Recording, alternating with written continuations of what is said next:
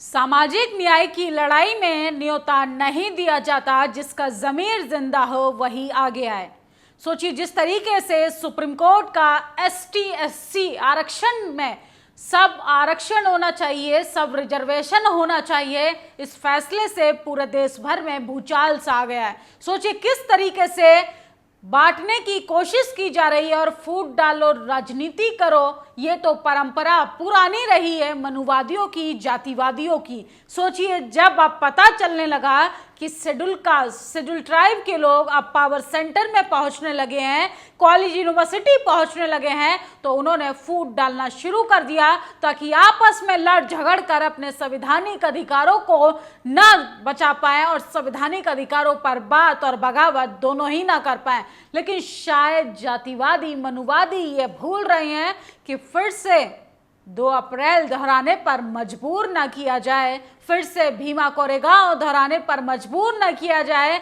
जब जब बहुजन समाज के हक अधिकारों पर बात आएगी, पूरा समाज एकजुट होकर मनुवाद व्यवस्था के खिलाफ बोलेगा। सबसे पहले हमें पूरे तरीके से ये प्रोपेगेंडा समझना होगा कि ये फैसला सुनाने वाले जज कौन थे और जो माय लॉर्ड थे उनकी जातियां क्या थी। सोचिए किस तरीके से सुप्रीम कोर्ट में जज की नियुक्ति होती है, ये जग जाहिर है, ये बात किसी से छुपी नहीं है कि किस तरीके से जज के बेटे को जज बना दिया जाता है, किस तरीके से बिना परीक्षा के कॉलेजियम सिस्टम के आधार पे सुप्रीम कोर्ट के जो जज हैं वो उनकी पुरानी परंपरा है कि हम कुर्सी से उतरेंगे, बेटा आप आ जाइए, आप नहीं तो सही आपके नाना काका फूफा वहां पर बैठने के लिए तैयार रहेंगे। लेकिन सोचिए कैसे लोग फैसले पे फैसला सुना रहे हैं। शेड्यूल कास्ट शेड्यूल ट्राइब के आरक्षण को बांटने की कोशिश की जा रही है, जबकि बात होनी चाहिए जातीय जनगणना पर, बात होनी चाहिए एनएफएस क्यों लगाकर हमारे बच्चों को कॉलेज यूनिवर्सिटी से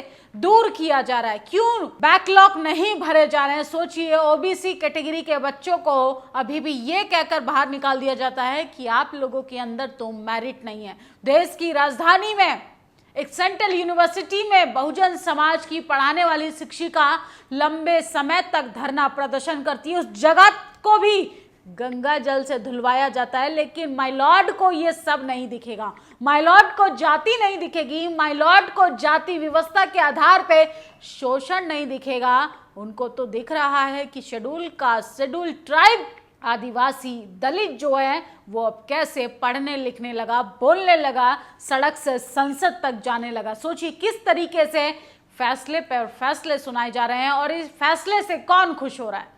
तमाम सवर्ण समाज के लोग, वो लोग जो आपके बरसों तक अत्याचार करते रहे, आपके जाति आधार पर आपकी बहन बेटियों के कपड़े उतारते रहे, जाति आधार पर घोड़ी नहीं चढ़ने दिया जाता, जाति आधार पे मूछ नहीं रखने दिया जाता, जाति आधार पर अगर कोई आईएएस पीसीएस बन जाता है तो उसका भी विरोध किया जाता है। सोचिए टीना डाबी आईएएस टॉपर थी, कैसे उनका विरोध आज भी किया जाता है। ये जातिवाद नहीं, ये मनुवाद नहीं तो और क्या है। लेकिन माय लॉर्ड तो संघी है, माय लॉर्ड को तो फरमान जारी करना है बिना किसी सामाजिक व्यवस्था को जाने हुए। और उनका कहना है कि आर्थिक आधार पर रिजर्वेशन को सब रिजर्वेशन में डिस्ट्रीब्यूट कर देना चाहिए।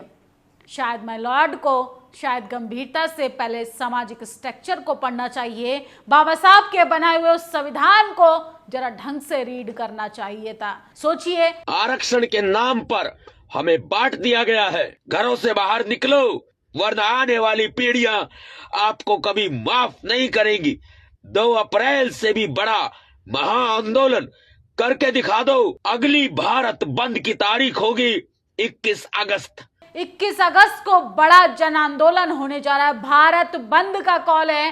पूरे बहुजन समाज के साथ देश भर के लोग इस फैसले का विरोध कर रहे हैं और सिर्फ इस फैसले का समर्थन करने वाले मनुवादी लोग हैं जो बांटना चाहते हैं दलितों को, जो बांटना चाहते हैं आदिवासियों को, जो बांटना चाहते हैं पिछड़ों को, जो बांटना चाहते हैं मुसलमानों को, क्योंकि उनकी तो पुरानी परंपरा रही है फूट डालो राजनीति करो।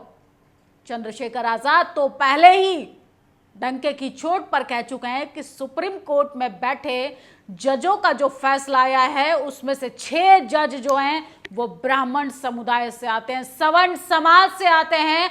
वो क्या समझेंगे दलितों का दर्द, वो क्या समझेंगे आदिवासियों का दर्द। और सोचिए कैसे दलितों को भटकाने की कोशिश हो रही है, दलितों को बांटने की कोशिश हो रही है, आदिवासियों को बांटने की कोशिश हो रही है। लेकिन सोचिए आपको सचेत रहना पड़ेगा, जागरूक रहना पड़ेगा। किस तरीके से आपको भावनाओं में बहकाकर फुसलाकर आपको आपके भाई के खिलाफ खड़ा किया जा रहा है, कैसे किस तरीके से संविधान के खिलाफ बयानबाजी की जाती है और आपको लगता है कि सुप्रीम कोर्ट का फैसला आपके हित में है। अरे धीरे धीरे ये पहले आरक्षण को बांटेंगे, उसके आधार पे आपको बांटेंगे, उसके बाद आरक्षण खत्म कर देंगे, उसके बाद ST SC खत्म कर देंगे। सोचिए, आप गंभीरता से सोचिए कि जो व्यक्ति अशिक्षित है, जो कभी स्कूल नहीं गया, जिसके घर में कोई बाप दादा पढ़ा लिखा नहीं, वो ST SC एक्ट कैसे लगाएगा, जातीयोत्पीड़न के खिलाफ आवाज कैसे उठाएगा जब पढ़े लिखे लोगों को ही सिस्टम से अलग कर दिया जाएगा। तो माय लॉर्ड की ये जो फिलॉसफी है ये जाति आधारित है और किस तरीके से मनुवाद को, मनुस्मृति को फिर से थोपा जा रहा है। आप ये मत सोचिए कि DY चंद्रचूड़ की निगरानी में डॉक्टर अंबेडकर की प्रतिमा सुप्रीम कोर्ट में लगा दी जाती है। अरे मूर्ति की राजनीति तो भारतीय जनता पार्टी, तमाम संघी लोग कई सालों से कर रहे हैं। असली लड़ाई तो वैचारिक लड़ाई है, सामाजिक लड़ाई है, संवैधानिक लड़ाई है और हमें उस लड़ाई को कमजोर नहीं पड़ने देना है ताकि मनुवाद हम पर हावी ना हो पाए। सोचिए, हम तो आरक्षण में भी आरक्षण करने के लिए तैयार है क्योंकि हम चाहते हैं कि हाशिए पे खड़ा हमारा भाई भी मुख्य धारा में आ पाए। लेकिन सबसे पहले पता तो चले कि किस जाति के लोग कितनी मलाई खाने का काम कर रहे हैं, किसको कितनी रोटी दी जा रही है और उस आधी रोटी में से आप कह रहे हैं कि उसके 4 टुकड़े कर दिया जाए और पूरी आधी मलाई जो है वो सिर्फ एक जाति के लोगों के हिस्से में जाए। तो ऐसे तो नहीं चलेगा माय लॉर्ड। जनता को गुमराह करना बंद कीजिए, जनता को बांटना बंद कीजिए। सोचिए, सवर्ण समाज, गली नुक्कड़ पे कथा करने वाला और सुप्रीम कोर्ट के अंदर बैठा जज एक ही मानसिकता का है कि हमें कैसे अपने वर्चस्व को कायम करना है, कैसे हमें मलाई खाने का काम करना है और किस आधार पर हमें सर्वोच्च पदों पर रहना है। हम लोग क्या करते हैं, हम लोग नहीं चाहते हैं कि हमारा भाई आगे बढ़े। कोई बढ़ता भी है तो हम उसके पैर पीछे खींच लेते हैं। अरे ये लड़ाई आरक्षण बचाने की है, ये लड़ाई संविधान बचाने की है, ये लड़ाई संवैधानिक मूल्यों को बचाने की है, न कि आपस में बंटवारा करने की। और आपको लगता है कि वो तमाम लोग आपके संवैधानिक अधिकार के लिए खड़े होंगे, आपको सिर्फ और सिर्फ गुमराह किया जा रहा है। राजकुमार राउत ने लिखा है, सुप्रीम कोर्ट के 7 कॉलेजियम जज के द्वारा आरक्षण संबंधी फैसला फूट डाल और राजनीति का रोका है, नीति को बढ़ावा देना प्रतीत होता है। हम मानते हैं कि ST SC वर्ग में दूरस्थ क्षेत्र विशेष के लोगों को आरक्षण का लाभ नहीं मिल रहा। इस स्थिति में क्षेत्र के हिसाब से बंटवारे के लिए सहमत हैं। पहले तो जातीय जनगणना कराइए, पता तो चले कौन मुख्य धाराओं से वंचित है और कौन मलाई खाने का काम कर रहा है। ST SC कोटे में कोटा मंजूर, इसमें भी क्रीमीलेयर को लागू करना चाहिए। तो सुप्रीम कोर्ट के जातिवादी मनुवादी विचारधारा के माय लॉर्ड जो हैं वो आप सबको भटकाने की कोशिश कर रहे हैं। ST SC में क्रीमीलेयर पैदा हो गया है तो हजारों पदों में नॉट फाउंड सुटेबल कहकर खाली पद क्यों रखे जा रहे हैं, इन पदों को अनरिजर्व क्यों कर रहे हैं। क्रीमीलेयर बनकर तो पद भरने चाहिए, लाखों पद खाली क्यों। तो चंद्रशेखर आजाद लगातार सवाल उठा रहे हैं और उन्होंने जजों की जाति पर विशेष व्यक्तिगत टिप्पणी की है। उन्होंने कहा है ST और SC के फैसले सुनाने वाले 6 जज जो हैं वो सवर्ण जाति से आते हैं। उनको क्या पता जातिवाद, उनको क्या पता जातीयोत्पीड़न, उनको क्या पता कि हमारे घर की बहन बेटियां किस तरीके से खेत खलिहानों में मजदूरी के दौरान जातीय शोषण को झेलती हैं। उन्हें क्या पता एक बच्चा मटके का पानी छू लेता है, उसको ऐसा मारा जाता है कि उसके कान का पर्दा फट जाता है। डॉक्टर रितु दिल्ली यूनिवर्सिटी में तेज तर्रार अंग्रेजी बोलने वाली महिला को उस तरीके से कॉलेज यूनिवर्सिटी से निकाल दिया जाता है कि वो सिर्फ दलित समुदाय से आती है। लक्ष्मण यादव सोचिए 13 साल जिस कॉलेज में पढ़ाया, उस कॉलेज में किस तरीके से उनको ये कहकर निकाल दिया जाता है कि आप राजनीति कर रहे हैं। अपने हक अधिकारों पर बोलना अगर राजनीति है तो ये राजनीति प्रत्येक व्यक्ति को करना चाहिए, प्रत्येक व्यक्ति को आगे आकर बोलना चाहिए, क्योंकि अब डॉक्टर अंबेडकर नहीं आएंगे, मान्यवर काशीराम नहीं आएंगे, अब तमाम वो महापुरुष नहीं आएंगे जो हमारे लिए लंबा संघर्ष कर कर हमारे रिजर्वेशन को हमारे लिए आगे बढ़ने के लिए रास्ते बनाकर गए हैं। सोचिए सवर्ण समाज के लोग कैसे छाती पीट कर खुश हो रहे हैं और हम लोग उनके बहकावे में आकर आपस में लड़ रहे हैं। किस तरीके से शेड्यूल कास्ट की तमाम जातियां आपस में एक दूसरे का विरोध कर रही हैं। अरे हमें पहले दुश्मन को जानना पड़ेगा, हमारा दुश्मन असली कौन है, किसने जातिवाद को बढ़ावा दिया, कौन इस भेदभाव के नाम पर रोटी सेकने का काम कर रहा है। आप जड़ पर बात नहीं कर रहे हैं और आप फूलों को, तनों को काटने की कोशिश कर रहे हैं। सोचिए किस तरीके से ये जातिवाद के इर्द गिर्द हो रहा है। सुप्रीम कोर्ट के 7 जजों में से कितने दलित आदिवासी थे? क्या उन पे हमारे दर्द का एहसास है? सबसे पहले वर्गीकरण सुप्रीम कोर्ट में होना चाहिए। चंद्रचूड़ ने देश के संविधान की धज्जियां उड़ा दी है। उनका पद पर बने रहना राष्ट्रीय हित में नहीं, वे अपने फैसले से देश में सामाजिक उत्पाद मचाना चाहते हैं। तो दिलीप मंडल लगातार सवाल उठा रहे हैं। सोचिए सुप्रीम कोर्ट के जातिवादी जज कैसे समाज में बंटवारा करना चाहते हैं। सुप्रीम कोर्ट ने अपने इस निर्णय से संविधान बदल दिया है। संविधान में बदलाव अब संसद के माध्यम से नहीं बल्कि न्यायपालिका के माध्यम से हो रहा है।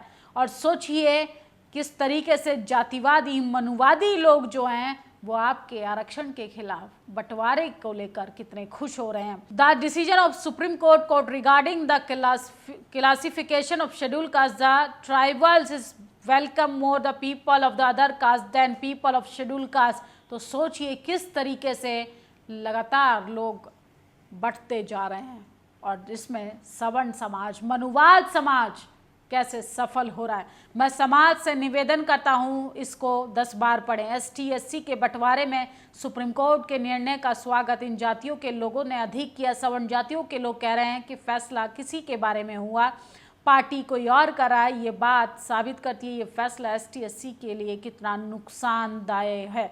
अगर दुश्मन आपकी तारीफ करे तो आपको खुश होने की नहीं, सतर्क रहने की ज़रूरत है। और 21 अगस्त को बड़ा जन आंदोलन का कॉल है। और सोचिए इस सामाजिक लड़ाई में अपना हित छोड़कर सामाजिक हित को, संवैधानिक अधिकारों को बचाइए, क्योंकि जिस तरीके से सवर्ण समाज एकजुट हो जाता है अपनी तमाम चीज़ों को लेके, आपको रिजर्वेशन को लेकर बंटना नहीं है बल्कि एकजुट से तन कर एक साथ मजबूती से अपने भाई का हाथ थाम कर आगे बढ़िए। ST SC केस में केंद्र सरकार को पहले कदम के तौर पर रिव्यू पिटीशन फाइल करके इस मैटर में ST को बाहर करने की मांग चाहिए। ये SC का केस था, दोनों तरफ से सिख और हिंदू ST खड़े थे। 12 करोड़ ST को चंद्रचूड़ ने मुफ्त में लपेट दिया। तो सोचिए जातिवादी माय लॉर्ड एक्सपोज हो गए हैं, वो जो बार बार अपने आप को सेकुलर, संविधान के इर्द गिर्द बड़ी बड़ी बातें करते थे। इन तमाम लोगों से आपको सावधान रहने की जरूरत है। जातिवादी सवर्ण ट्विटर वीरों ST SC के बंटवारे का समर्थन करके ST SC को एकजुट कर दिया, गधे हैं सारे। तो दिलीप मंडल लगातार मुखर होकर लिख रहे हैं। सोचिए भारत के चीफ जस्टिस का बेटा होने के अलावा चंद्रचूड़ में ऐसी कौन सी खासियत है कि वह भारत के चीफ जस्टिस। ST SC के लोग संविधान तरीके से आएँ और ऐसे लोगों को आरक्षण और संविधान को बचाइए। तो जज साहब शायद भूल गए हैं कि उन्हें पेपर परीक्षा देकर, इंटरव्यू देकर जज के पद पर आना चाहिए था, जज की कुर्सी पर आना चाहिए था। शायद उन्हें समझ आता कि जातीय भेदभाव क्या है। और राहुल गांधी संविधान लहरा रहे थे। तमाम इंडिया गठबंधन से लेके NDA गठबंधन तक के लोग संविधान की दुहाई दे रहे थे। और सोचिए जब रिजर्वेशन बचाने की बात आई तो बहुजन समाज को ही आगे आना पड़ा, बहुजन समाज के लोगों को ही बोलना पड़ा है, बहुजन समाज के लोगों को ही मरना पड़ेगा, बहुजन समाज के लोगों की ही आहुति होगी। और इसमें मलाई का मजा कौन ले रहा है? सवर्ण समाज। सुप्रीम कोर्ट के ST SC वर्गीकरण का फैसला दिया, उसके विरोध में 21 अगस्त को भारत बंद का ऐलान है। तो सबसे बड़ी खबर है कि सुप्रीम कोर्ट का ये ST SC आरक्षण विरोधी फैसला के खिलाफ 21 अगस्त 2024 को बड़ा आंदोलन होने जा रहा है, पूरे देश भर से लोग एकजुट होने वाले हैं। सुप्रीम कोर्ट को अपने इस फैसले पर दोबारा पुनर्विचार करना चाहिए। इस खबर पर आप लोग अपनी प्रतिक्रिया जरूर दीजिए और इस वीडियो को ज़्यादा से ज़्यादा शेयर कीजिए और भावनात्मक नहीं बल्कि आप संवैधानिक तरीके से अपने अधिकारों के प्रति जागरूक, सचेत और ज़रा गंभीरता से सोचिए आपका असली दुश्मन कौन है। शुक्रिया। नेशनल दस्तक की आपसे गुजारिश है कि अगर इसको बचाना चाहते हैं तो नेशनल दस्तक को सब्सक्राइब करने के लिए रेड कलर के सब्सक्राइब बटन को दबाएं, फिर बेल आइकन की घंटी दबाएं। नेशनल दस्तक को बचाने के लिए बहुत जरूरी है कि हर खबर को शेयर करें, लाइक करें, कमेंट जरूर करें।